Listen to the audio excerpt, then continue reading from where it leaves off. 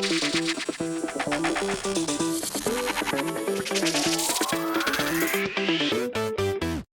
Chicago Bears have began mandatory OTAs this week, and we have a lot of news to talk about. What's going on, guys? I'm back with another Chicago Bears offseason update video. If you guys want more of these videos, definitely be sure to subscribe to my channel. I'll be coming out with Bears offseason content during the next few months, especially training camp, which is coming up in July, late July. I'll be having a lot of videos out for that, but some videos over the next couple weeks as well. I'm talking about OTAs and other stuff. And guys, I've been gone for a long time, okay? So apologies for not having any videos out over the last month. There really wasn't much news that I missed, to be honest, though. So it's not like I would have made many videos regardless, but I got a chance to visit some family that I had in India. So had a lot of fun there, you know, relaxed, recharged, got away from work, got away from social media, got away from YouTube, which I needed that break pretty badly. So had a lot of fun, but I am back with this Bears content and covering what's going on with Bears OTAs this week. Okay, so the Bears had OTAs this week. They have OTAs this week. They had one practice today on Tuesday. They have two more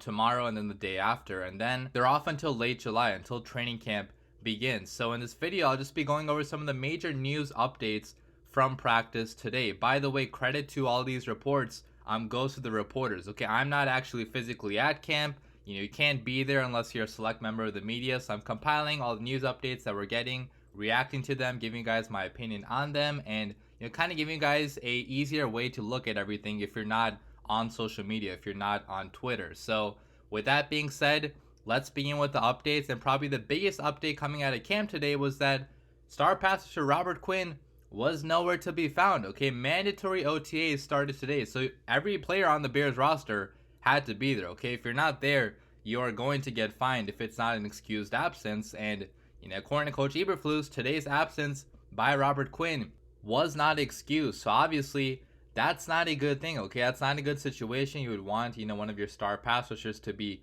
present at camp, and it really makes you think, does he want to be out of Chicago? Does he want to trade somewhere else? I could totally see that being why he's not showing up to camp, because guys, Robert Quinn is 32 years old. He's coming off the best season, one of the best seasons of his career, okay, breaking the Bears sack record. And the Bears are not in contention mode in 2022, okay, like it or not. The Bears did not make moves to be in contention for 2022. They're more built for 2023 and beyond, getting younger guys to build for the future. And if you're Robert Quinn, who only has a couple years left, I can understand why he might not want to be a part of that. So I'm honestly thinking, man, it might be best for both sides to get a deal done for Robert Quinn. Okay, maybe trade him to a contender that needs some extra pass rushing talent. I don't know if that would be before the season, during the season, but if he's not going to show up to mandatory OTAs, that's not going to sit right with Coach Eberflus. Okay, if you guys heard last week, I mean, Coach Eberflus has been having very intense practices. We actually got a practice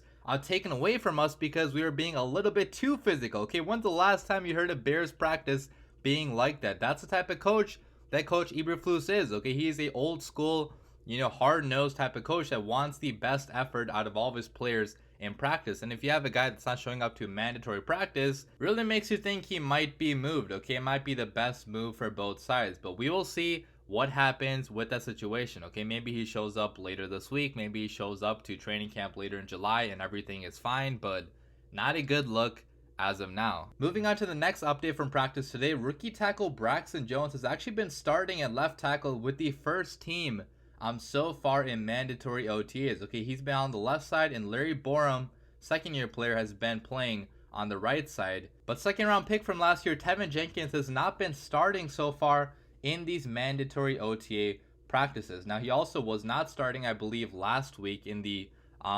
non-mandatory practices as well. He was starting before that. I think it's kind of a crazy situation right now because I really think that Matt Eberflus, the coaches, they're all just trying to figure out what the best combination of offensive linemen is going to be for us. Okay, we don't know that as of now, so they're trying all these different combinations, putting rookies out there, switching guys around. So I would not be the most worried about this right now. It's only early June. You would like to see Tevin Jenkins out there starting. Okay, I think he's clearly the best offensive tackle long term on this team. He has the most potential out of anybody we have on the team right now. I was super high on him when we selected him in the second round last year, but injuries have given him a slow start to his career. But I fully expect him, guys, to be starting week 1. If you guys saw a couple weeks ago, Jalen Johnson was playing with the second team defense, and now he's playing with the first team defense. Obviously, Jalen Johnson is a starter, okay? He's our best cornerback on the team right now. So when people saw Eberflus have put him on second team, they thought that maybe something is up with that. Maybe,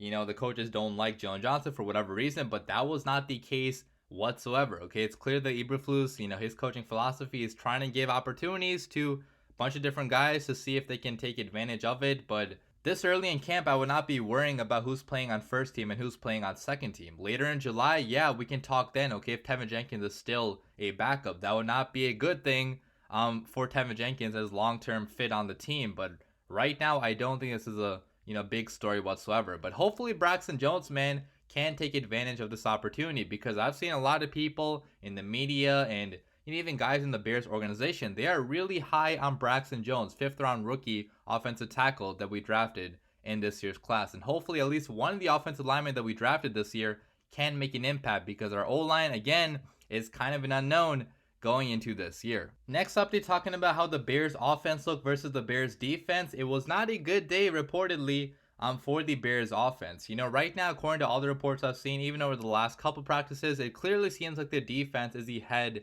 of the offense. Okay, they're playing a lot better. Today in practice, it says that Jalen Johnson jumped a route for a pick 6 on Justin Fields, and overall the Bears passing offense did struggle a little bit. Dakota Dozier also went down with the injury, which that's obviously not good. Hopefully he gets healthy, but I don't think Dakota Dozier is going to be starting regardless week 1. But yeah, a little bit of a rocky start for the Bears offense, but honestly guys, I expected that going into this season. Okay, we're installing a totally different playbook with a new play caller, with a bunch of different players on the offense as well, and obviously it's going to take a little bit of time for that to all gel, and you still have a young and inexperienced quarterback in Justin Fields. So would you like to see the offense doing better at this point? Yeah, you would, but I'm willing to be patient with them, guys. Okay, this year is not going to be a contention year. I don't expect the Bears offense to be a top 10 offense this year, because the pieces simply aren't there. I do expect progress though, which I think is going to come later this year, but right now the defense clearly is going to be ahead of the offense, because you have ballers on that defense. You have guys like Roquan Smith, Jalen Johnson, really talented cornerback. We drafted, defensive backs pretty early in the draft too, so there's more proven talent on the Bears defense right now than on the Bears offense, which, yes, that sucks. I know it's always what the Bears do. We always have a better defense and a trash offense, but I promise you guys, it is going to get better as the year progresses. Okay, Luke Getsy, new offensive play caller, his philosophy, at least on paper, seems like it's a lot better already than Matt Nagy. He's not having guys running curls every time they're on the field. Okay, there's going to be more go routes, more post routes, more play action, a more focused rushing attack too, utilizing the skill sets of David Montgomery, Khalil Herbert, and quarterback Justin Fields. This guy is super fast. We rarely took advantage of that speed enough last year. So I have a lot more hope in Luke Getsy in this offensive coaching staff, and hopefully it turns into progress later down the road. But right now, things have been a bit rocky. Next update then, Matt Eberflus actually had an officiating crew at the Bears practice today, which has happened before in training camp as well, and he's doing that because he wants to see our players avoid penalties. Okay, Eberflus's defenses, guys, in Indy have been some of the least penalized defenses in the NFL. Both in 2019 and in 2021, Eberflus's defense in Indianapolis had the least amount of penalties in the entire NFL. In contrast, the Bears have had the 12th most penalties in the NFL last year. I think before that we were a little bit higher in penalties as well. So Bears have been extremely undisciplined over the last couple of years, and Matt Eberflus is trying to fix that, okay, with having officiating in these practices, okay, coaching them hard and making sure they're sticking to their fundamentals and not breaking any rules. So obviously I love to hear that, guys. I mean, a disciplined team is obviously going to be more fun to watch than what we have had over the last couple years. And then finally, the last update, guys, from Adam Hogue. Okay, so he said that Justin Fields and Darnell Mooney have been coming in on off days to work. They've had a competition also on who can stay longer and get more work in. Mooney said that he pretended to get soft tissue treatment one day to trick Fields into thinking he was done. Then he went back to lifting. What an amazing story, guys. You love to hear stuff like this. Obviously not like a big update or anything, but just like a wholesome bit of news which just confirms how badly both Mooney and Fields especially want to be great in this league. Their work ethic is off the charts amazing, okay? It's some of the best on this team, and that's why they're leaders for this offense, for this entire team. You want your quarterback, you want your wide receiver one to be the guys that are putting in the extra effort, that are showing up before anybody else, and trying to do everything they can to be the best players they possibly can be. But that is pretty much all the news I have for you guys today. There's 2 more practices, one tomorrow, one the day after. If there's any interesting news that I feel like I should talk about, I'll be back with videos for those days. But regardless, I hope you guys enjoyed this video. Let me know your thoughts about all this news in the comments down below, and as always, bear down.